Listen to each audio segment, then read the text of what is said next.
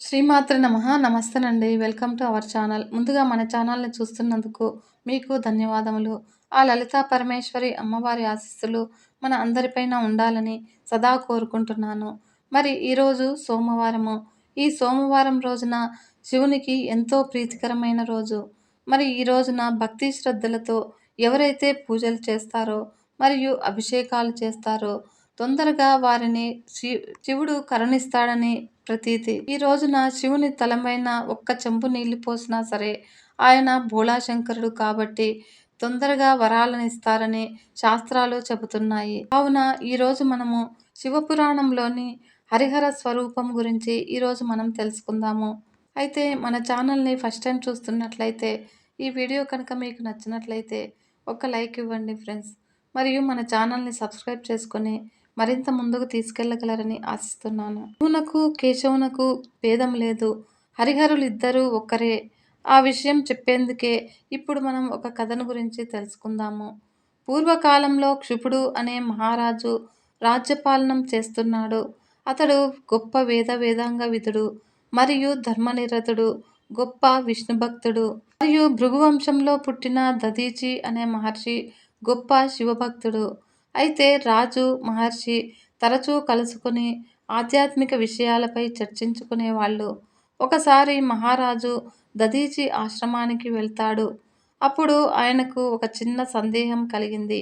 దాంతో దధీచిని ఈ విధంగా అడిగాడు. మునీంద్ర, ఈశ్వరుడు దిక్పాలకుల్లో ఒకరు. విష్ణువు సర్వవ్యాప్తి, లక్ష్మీపతి. మరి విష్ణువును కాదని భిక్షమెత్తుకునేవాడు, ఇల్లు వాకిలి కూడా లేనివాడు అయిన శివుని ఆరాధించడం వింతగా లేదా అని అన్నాడు. ఇప్పుడు ఆ మాటలు విన్న మహర్షి దధీచి, రాజా, భిక్షాటన అనేది సంప్రదాయము. ఇల్లు వాకిలి లేకపోవటం అంటే భవబంధాలు లేనట్లే. మరి శ్మశానంలో ఉంటాడు అంటే మరణానంతరం అందరూ అక్కడికే కదా చేరతారు అని అర్థము. భస్మధారణం చేస్తాడు అంటే చివరికి మిగిలేది బూడిద అని అర్థము. ఈ విషయాలు తెలియకుండా శివుణ్ణి నిందించరాదు. అయినా కుబేరుడికి సప్తనిధులు ఇచ్చినది శివుడు కాదా? మరియు వస్తువాహనములు వాటి మీద భ్రాంతి పామరుడికే గాని పరమేశ్వరుడికి ఎందుకుంటుంది అని అన్నాడు మహర్షి. ఆ మాటలు విన్న మహారాజు కోపంతో మహర్షిని కత్తితో నరికి అక్కడి నుంచి వెళ్ళిపోయాడు. అప్పుడు దధీచి ఆఖరి క్షణంలో తన తాత అయిన శుక్రాచార్యుని ప్రార్థించాడు. అప్పుడు అక్కడికి వచ్చిన శుక్రాచార్యుడు దధీచిని బ్రతికించి మృత సంజీవని మంత్రాన్ని ఉపదేశించాడు. మంత్రాన్ని దధీచి మంత్రజపం చేశాడు. దానికి పరమేశ్వరుడు పరవశుడయ్యి ప్రత్యక్షమై అక్కడికి మహర్షి కోరినట్లుగా ఆత్మరక్షణకు త్రిశూలాన్ని, వజ్రదేహాన్ని, మృత్యులేని జీవితాన్ని ప్రసాదించాడు. దధీచి మహర్షి ఆనందంతో సంతోషంతో రాజు ఉన్న ఆస్థానానికి బయలుదేరాడు. అప్పుడు రాజు తన నిండు సభలో కొలువు తీరి ఉన్నాడు. దధీచిని కత్తితో పొడిచినందుకు మహర్షి కోపంతో రాజు కిరీటాన్ని ఒక్క తన్ను తన్నాడు.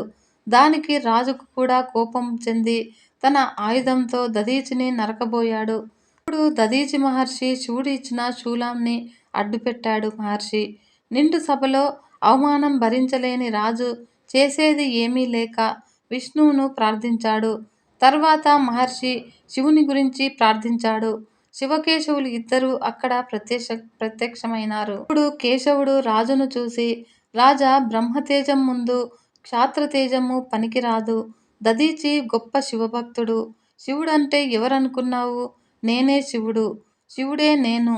మా ఇద్దరికీ పెద్ద భేదము లేదు. భక్తుడు శివుని ద్వేషించిన, శివభక్తుడు నన్ను ద్వేషించిన వారికి సూర్యచంద్రులు ఉన్నంత కాలము నరక బాధలు తప్పవు అని అన్నాడు. శివుడు దధీచిని చూసి, మహర్షి, నువ్వు రాజును అవమానించరాదు.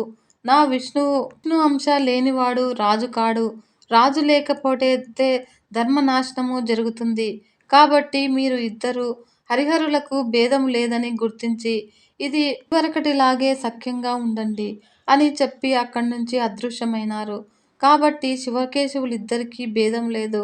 వారిద్దరూ ఒకటే అంటూ శివపురాణంలోని ప్రథమాశ్వాసము పూర్తి చేశాడు రత్నాకరుడు. ఒకరోజు రత్నాకరుడి శిష్యులు, గురుదేవ, తారకులు ఎవరు?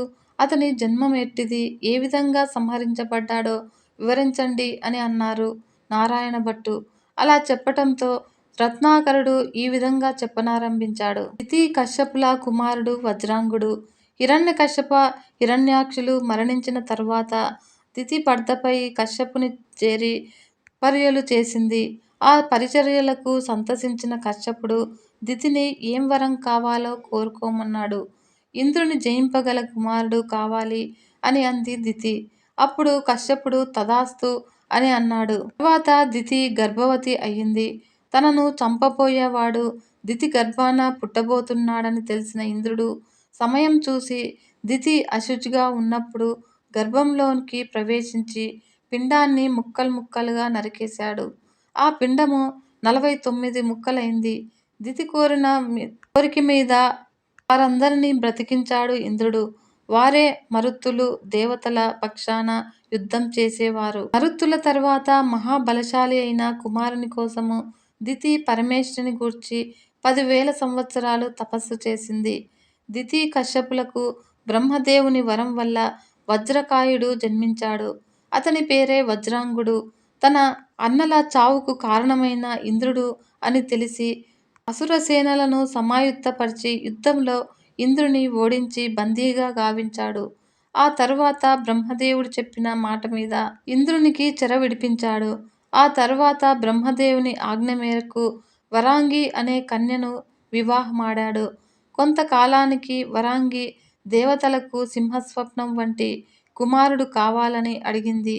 అప్పుడు భార్య కోరిన కోరిక తీరుస్తానన్నాడు వజ్రాంగుడు.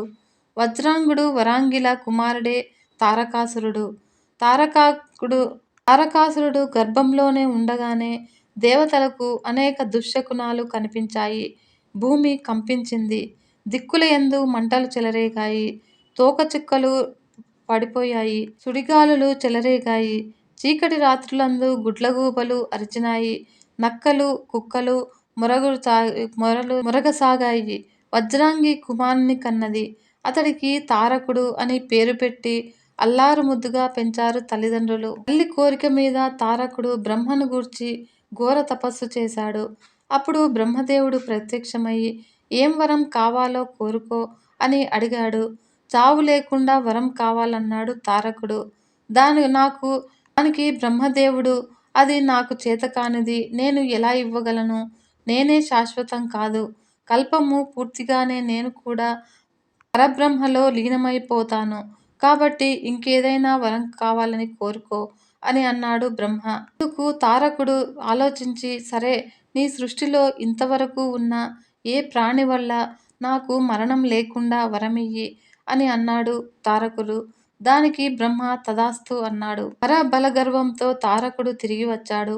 అంతవరకు దిక్కులేకుండా పోయిన అసురసేనంతటినీ ప్రోగుచేసి దేవతల మీద యుద్ధానికి వెళ్ళాడు. స్వర్గాధిపత్యాన్ని గెలిచాడు. దేవతలందర్నీ నానా బాధలు పెట్టసాగాడు. తపస్సు చేసుకునే మునులను, ఋషులను హింసించేవాడు.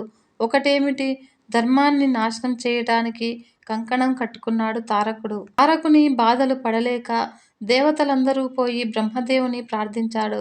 తారకుని సంహరించడం నా వల్ల కాదు, విష్ణువు దగ్గరకు వెళ్ళండి అని బ్రహ్మ చెప్పగా విష్ణుమూర్తి దేవతల గోడు విని తారకునికి ఇంతవరకు సృష్టిలో ఉన్న ఏ ప్రాణి వల్ల మరణం రాదు కాబట్టి మనమంతా ఆ పరమేశ్వరుని వేడుకుందాం అంటారు. అప్పుడు విష్ణువు ఒక ఆలోచన చేసి పార్వతీదేవే హిమవంతుని గర్భాన జన్మించి శివుణ్ణి వివాహం చేసుకోవాలి. వారికి పుట్టిన కుమారుని వల్లనే తారకాసురుడు సంహారం జరగాలి అని అన్నాడు. అప్పుడు దేవతలంతా హిమాలయాలకు వెళ్ళి పరమేశ్వరుని ప్రార్థించారు. చైత్రశుద్ధ నవమి శుక్రవారము ఆ దేవి వారికి ప్రత్యక్షమైంది. ఆమెను తన ఇంట జన్మించమని ప్రార్థించాడు హిమవంతుడు. అందుకు ఒప్పుకున్నది పరమేశ్వరి. హిమవంతుని భార్య మేనక. ఇక్కడ మేనక అంటే అప్సరసాంగన కాదు. దక్ష ప్రజాపతి కుమార్తెలలో స్వధ అనే ఆమెను పితృదేవతలకిచ్చి వివాహం చేశాడు. ఆమెకు 3 కుమార్తెలు. మేనక, ధన్య, కళావతి. వీరు అతిలోక సౌందర్యవతులు. వీరి సందర్శనము సకల శుభదాయకము. వీరు లోకమాతల వలె గౌరవింపబడుతున్నారు. ఒకసారి వీరు 3 లక్ష్మీనారాయణులతో ముచ్చటిస్తుండగా కనక సనందాదులు ఏదించారు. వారిని ఈ ముగ్గురు కన్యలు సరిగా గౌరవించలేదని మహర్షులు కోపగించి మీరు భూలోకంలా జన్మింతురుగాక అని శపించారు. ఈ కన్యలు తమ తప్పు క్షమించమని మహర్షులను ప్రార్థించగా వారు కనికరించి మేనక గర్భాన పార్వతి, ధన్య గర్భాన సీత, కళావతి గర్భాన రాధ జన్మిస్తారు. ఆ రకంగా వీరు ఎనలేని ఖ్యాతి పొందుతారు అని వరమిచ్చారు. బ్రహ్మదేవుని సూచన మేరకు హిమవంతుడు మేనకను వివాహం చేసుకున్నాడు. మేనక హిమవంతులకు ఒక కుమార్తె జన్మించింది. ఆమెకు పార్వతి అని నామకరణం చేశారు తల్లిదండ్రులు. నాడు నారద మహర్షి హిమవంతుని వద్దకు వచ్చాడు. అప్పుడు పార్వతి జాతకం చూపించి తన బిడ్డకు భర్త ఎవరో చెప్పమన్నది మేనక. అప్పుడు నారదుడు ఈ జాతకం చూసి బిడ్డకు భర్త ఇంతవరకు పుట్టలేదు. ఈమె చేతులు ఎప్పుడూ పైకెత్తబడే ఉంటాయి అన్నాడు. ఈ మాటలకు భయపడ్డ హిమవంతుడు మహర్షిని వివరణ కోరాడు. బిడ్డకు భర్త ఇంతవరకు పుట్టలేదు అంటే అతడికి జన్మ అంటూ లేదు. జనన మరణములు లేని పరమేశ్వరుడే ఈమె భర్త. చేతులు ఎల్లప్పుడూ పైకెత్తబడే ఉంటాయి అంటే ఈమెకు ఇవ్వటమే కాని పుచ్చుకొనటం తెలియదు అని అర్థం అని చెబుతాడు నారదుడు. పార్వతీదేవి దినదిన ప్రవర్ధమానమైంది. శివపూజలు, శివారాధన, శివనామస్మరణ, శివ సంకీర్తనలే ఆమె నిత్యకృత్యాలు. నిరంతరము శివుని తప్ప అన్య దైవమును కూడా పూజించదు ఆమె. పార్వతికి యుక్త వయస్సు వచ్చింది. తగిన సంబంధం చూడమని పురోహితులకు చెప్పారు హిమవంతుడు. శివుని తప్ప ఇతరులను వివాహమాడను అని ఖచ్చితంగా చెప్పేసింది పార్వతి. దక్షయజ్ఞంలో సమయంలో యోగాగ్నిలో దగ్ధమైపోయింది సతీదేవి. భార్యా వియోగంతో విరాగి అయిన ఈశ్వరుడు హిమాలయాల్లో తపస్సు చేసుకుంటూ ఉన్నాడు. ఇక్కడ పార్వతీదేవి శివుణ్ణి గురించి తపస్సు మొదలుపెట్టింది. నిద్రాహారాలు మానేసింది. కొంతకాలము ఆకులు అలములు తిన్నది. తరువాత వాటిని కూడా విసర్జించింది. కేవలము వాయుభక్షణం చేస్తూ ఉన్నది. శివుడు కనికరించలేదు. ఇక ఇలా లాభం లేదు అనుకుని వేసవి కాలంలో చుట్టూ మంటలు పెట్టుకుని, చలికాలంలో పీకల్లోతు నీళ్లలో మునిగి తపస్సు చేయసాగింది. పరమేశ్వరుణ్ణి చెయ్యటానికి మన్మధుడు ప్రయత్నం చేశాడు. కానీ సాధ్యం కాలేదు. చివరకు మన్మధుడు కూడా భస్మమైపోయాడు. దేవతలంతా వెళ్ళి ఈశ్వరుణ్ణి పరిపరి విధాలా ధ్యానించి తారకాసురుని వృత్తాంతమంతా వివరించి, దేవదేవ, నువ్వు పార్వతీదేవిని వివాహమాడాలి. మీకు పుట్టిన కుమారుడు తారకుని సంహరిస్తాడు. మా మొరాలకించు అని వేడుకున్నారు. వారి కోరిక మన్నించిస్తానని శివుడు చెప్పాడు. ఇప్పుడు పరమేశ్వరుడు ఒక రోజున బ్రహ్మచారిగా వేషం ధరించి పార్వతీ తపోవనానికి వచ్చాడు. వచ్చినవాడు పార్వతీ సత్కారాలందుకొని ఆమెను పరీక్షించడం మొదలుపెట్టాడు. అప్పుడు పరమేశ్వరుడు పార్వతితో ఇలా అన్నాడు. పరమేశ్వరుడు అంటే ఎందుకు నీకు అంత ఇష్టము? అతడు ఎగుడు దిగుడు 3 కన్నులున్నవాడు. ఆయన మీదే ఎందుకు మక్కువ ఎందుకు నీకు అని అడిగాడు పరమేశ్వరుడు. అప్పుడు పార్వతీదేవి 3వ కన్ను జ్ఞాననేత్రము, అతడు మహాజ్ఞాని అని సమాధానమిచ్చింది. అప్పుడు పరమేశ్వరుడు బిచ్చమెత్తుకు తిరిగే జంగమదేవరా, నిన్ను ఏమి సుఖపెడతాడు అని అంటాడు పరమేశ్వరుడు. దానికి పార్వతీదేవి సిరి సంపదలు అశాశ్వతములు, అవి విరాగి అయిన మహానుభావుడు అని సమాధానమిస్తుంది. దానికి పరమేశ్వరుడు బూడిద పూసుకునేవాడు మరియు కటిక దరిద్రుడు కదా శివుడు అని అంటాడు. దానికి పార్వతీదేవి కుబేరునికే నవనిధులు దానం చేసినవాడు దరిద్రుడు ఎలా అవుతాడు అంటుంది. దానికి పరమేశ్వరుడు కట్టుబట్టలే లేనివాడు దిగంబరుడు, పూర్వోత్తరాలు లేనివాడు, తల్లిదండ్రులు ఎవరో తెలియదు అని అంటాడు. దానికి సమాధానంగా పార్వతీదేవి దిక్కులే అంబరములుగా కలవాడు ఆ పరమేశ్వరుడు, అసలు పుట్టుకలే లేనివాడు, సర్వలోకాలకు అతడే తండ్రి, అతనికి తల్లిదండ్రులు లేరు అని పార్వతీదేవి చెప్పిన సమాధానాలకు సంతృప్తి చెంది చివరకు ఆమెను వివాహమాడతాడు పరమేశ్వరుడు. తరువాత పార్వతీ పరమేశ్వరులకు కుమారస్వామి జన్మించాడు. అతన్ని దేవసైన్యాధిపతిగా నియమించారు. దేవసైన్యాన్ని వెంటబెట్టుకుని తారకునితో యుద్ధానికి వెళ్తాడు కార్తికేయుడు. ఘోరమైన యుద్ధం జరిగింది. ఈ యుద్ధంలో కార్తికేయుడు తారకాసురుని సంహరించాడు. కుమారస్వామి అంటూ కుమారస్వామి జననము, తారకాసుర సంహారాన్ని గురించిన శిష్యులకు వివరిస్తూ ద్వితీయ, తృతీయ ఆశ్వాసాలను పూర్తి చేశాడు రత్నాకరుడు. ఇప్పుడు కుమారస్వామి జన్మ వృత్తాంతాన్ని గురించి రత్నాకరుడి శిష్యులు ఈ విధంగా ప్రశ్నించారు. గురువర్య, కుమారస్వామి చేతిలో తారకాసురుడు మరణించారు అన్నాడు కదా, అసలు కుమారస్వామి వృత్తాంతం ఏమిటి? షణ్మాతరుడు అంటే ఎవరు? కుమారస్వామికి ఎందరు భార్యలు? ఈ వివరాలన్నింటినీ మాకు తెలియజేయవలసిందని అడిగారు కృష్ణశర్మ. అప్పుడు రత్నాకరుడు ఇలా చెప్పడం ప్రారంభించాడు. సాక్షాత్తు పరమేశ్వరి హిమవంతుని కుమార్తెగా పుట్టి హైమవతి అనబడింది. పర్వతరాజు కుమార్తె కాబట్టి పార్వతి అనబడింది. శివపార్వతుల వివాహము నిశ్చయమైంది. ఆ వివాహానికి దేవతలు, యక్షులు, గంధర్వులు, కిన్నెరలు, సాధ్యులు, కింపురుషులు అంతా విచ్చేశారు. వివాహానికి విచ్చేసిన వారందరూ యథావిధిగా చందన తాంబూలాది సత్కారములు అందుకొని ఎవరు స్థానాలకు వాళ్ళు వెళ్ళిపోయారు. ఆ తర్వాత నందీశ్వరుడు పార్వతీదేవిని చూసి, అమ్మ, ఇంతకాలము కఠోరమైన నియమాలతో తపస్సు చేసి ఉన్నావు కాబట్టి నీ శరీరము బాగా అలసిపోయి ఉంటుంది. అందులోనూ వివాహ వేడుకలు, అందుచేత మీరు కొంచెం విశ్రాంతి తీసుకోండి. వెండి కొండల మీద నవరత్నములు తాపడము చేసిన పడక గది మీకోసము ఎదురు చూస్తోంది అన్నాడు. ఆ మాటలు విన్న పార్వతీ పరమేశ్వరులు పడక గదికి ప్రవేశించారు. అది చాలా అందంగా అలంకరించబడింది. నందీశ్వరుడు అత్యంత భక్తి శ్రద్ధలతో దాన్ని అలంకరించాడు. ఆ గది సర్వాలంకార శోభితమయ్యి అలరారుతోన్నది. పన్నీటి గుమగుమలు, కస్తూరి మొదలైన పరిమళ ద్రవ్యములు, సువాసనలు వెదజల్లుతున్నాయి. నవరత్నాలతో రంగవల్లులు తీర్చిదిద్దారు. అందమైన చిత్రాలు వేశారు. సువాసనలు వెదజల్లే మల్లె, జాజి, సంపెంగ ఇత్యాది పూలతో అలంకరించారు ఆ గది. మధ్యలో హంసతూలికా తల్పము, దానిపైన పూలపాన్పు.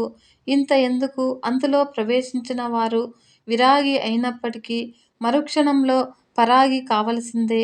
శృంగారానుభూతి కలిగి తీరవలసిందే. పార్వతీ పరమేశ్వరులు ఆ గదిలో ప్రవేశించారు.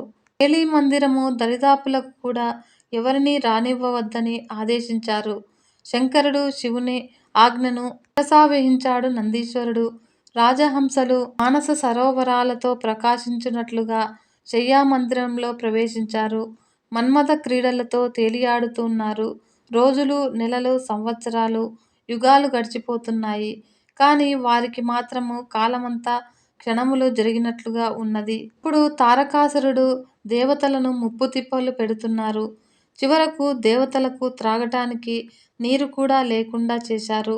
ఆ బాధ భరించలేని దేవతలు బ్రహ్మ వద్దకు పోయి, పరమేష్ఠి, రాక్షసులు తపస్సు చేస్తున్నారు. వారు కోరిన కోరికలు నీవు తీరుస్తున్నావు. ఆ వరబలంతో వారు దేవతలపై మమ్ములను నానాహింసలు పెడుతున్నారు. మేము తారకుని బాధలు పడలేకుండా ఉన్నాము. ఏ రకంగానైనా సరే మమ్మల్ని రక్షించవలసింది అని వేడుకున్నారు. అప్పుడు బ్రహ్మ దేవతలను చూసి, పుణ్యాత్ములారా, మీ బాధలను నేను అర్థం చేసుకోగలను. తపస్సు చేసిన వాడికి వరము ఇవ్వకుండా ఉండటం కాని పని. నేను ప్రత్యక్షం కాలేదనుకో, ఆ తపస్వి ఇంకా ఘోరమైన తపస్సు చేస్తాడు. ఆ వేడికి లోకాలన్నీ బూడిద అయిపోతాయి. కాబట్టి లోకాలను రక్షించటానికైనా సరే నేను ఆ తపస్వికి ప్రత్యక్షం కావాలి. ఇప్పుడు తారకుడు లోక కంటకుడైనాడు. అతన్ని సంహరించే మార్గము విష్ణుమూర్తే చెప్పాలి. మనమందరము కలిసి శ్రీహరి వద్దకు వెళదాము రండి అని అన్నాడు బ్రహ్మ. అప్పుడు బ్రహ్మదేవుడు ముందు నడవగా అష్టదిక్పాలకులందరూ 33 కోట్ల మంది దేవతలు, మహర్షులు, మునీశ్వరులు అందరూ ఆ శ్రీహరి సందర్శనార్థము వైకుంఠానికి బయలుదేరారు. వైకుంఠ ద్వారము సమీపించగానే ఆపద్బాంధవ వైకుంఠవాస శరణు శరణు అంటూ ఆర్తనాదాలు చేశారు. అవి విన్న విష్ణువుకి పరిస్థితి అర్థమైంది. తారకుని బారి నుండి రక్షించమని అడుగుతున్నారు. అప్పుడు శ్రీ మహావిష్ణువు, దేవతలారా, పార్వతీ పరమేశ్వరులు ఏకాంత మందిరంలో ఉన్నారు.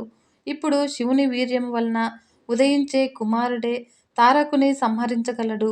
1000 దివ్య సంవత్సరములు జరిగితే గాని శివునకు వీర్యస్ఖలనము కాదు. అయితే అంతవరకు వేచి ఉండటం చాలా కష్టమైన పని.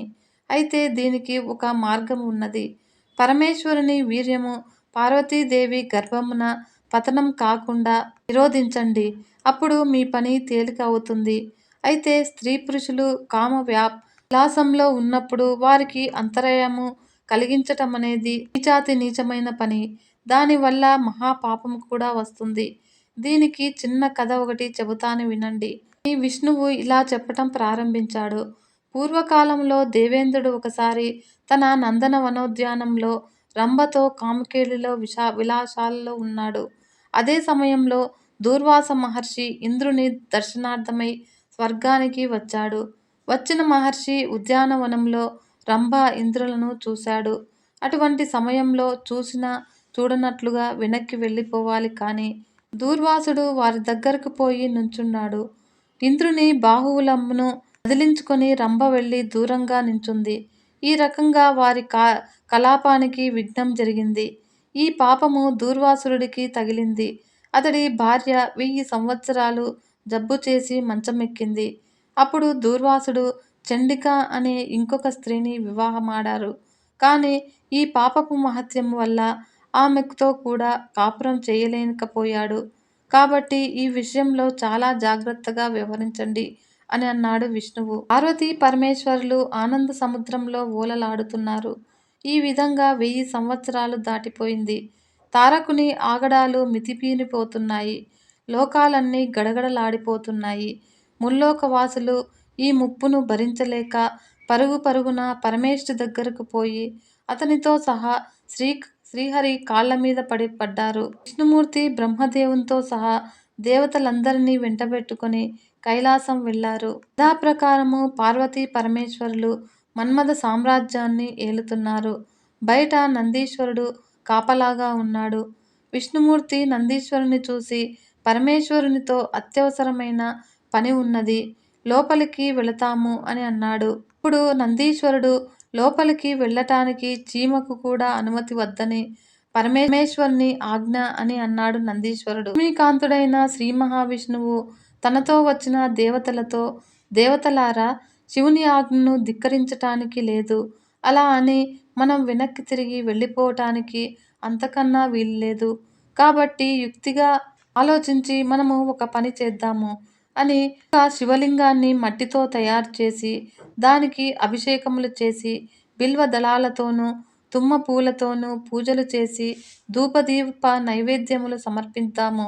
అప్పుడు భక్తవత్సలుడైన శంకరుడే మన ముందు ప్రత్యక్షమవుతాడు అని అన్నాడు విష్ణువు. ఇప్పుడు దేవతలందా విష్ణువు చెప్పిందే తడవుగా దేవతలందరూ మట్టితో తలా ఒక శివలింగము తయారు చేసి దానిని తమ అరచేతులలో ఉంచుకొని యథావిధిగా అర్చించారు.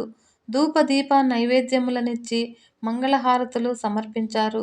శంకర, భక్త శంకర, పాహిమాం పాహిమాం, రక్షమాం రక్షమాం అంటూ నినాదాలు చేశారు.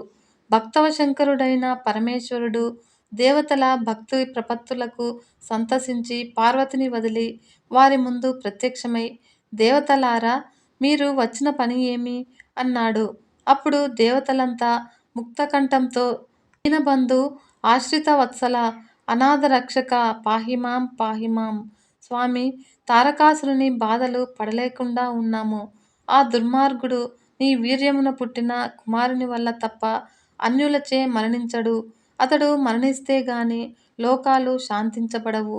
కాబట్టి మమ్మల్ని రక్షించు అని అన్నారు దేవతలు. దేవతల పలుకులను ఆలకించిన పరమేశ్వరుడు తన వీర్యంను అగ్నిగుండంలో వదిలిపెట్టాడు. తరువాత పార్వతీదేవి శయ్యామందిరం నుంచి బయటకు వచ్చి జరిగిన సంగతిని తెలుసుకొని, దేవతలారా, మీరు చేసిన పని మూలంగా నా గర్భాన జన్మించవలసిన బాలునకు అవాంతరము ఏర్పడింది.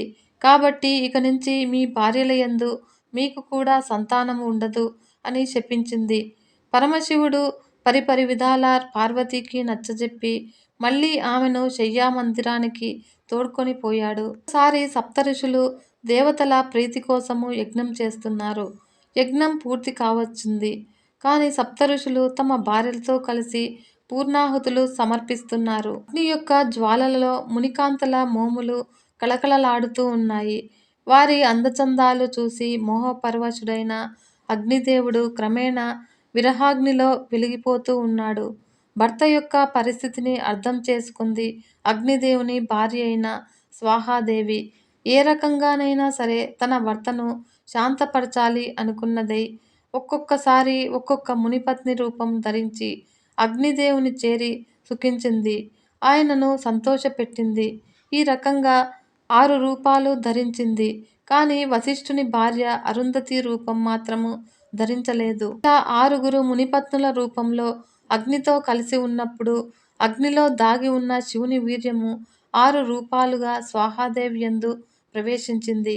స్వాహాదేవి శివుని వీర్యాన్ని భరించలేక దాన్ని కైలాసం మీద ఒక శిఖరాన వదిలివేసింది. గాలి కదలికల వల్ల దేవతలు ఆ వీర్యము ఆకాశగంగయందు చేరింది.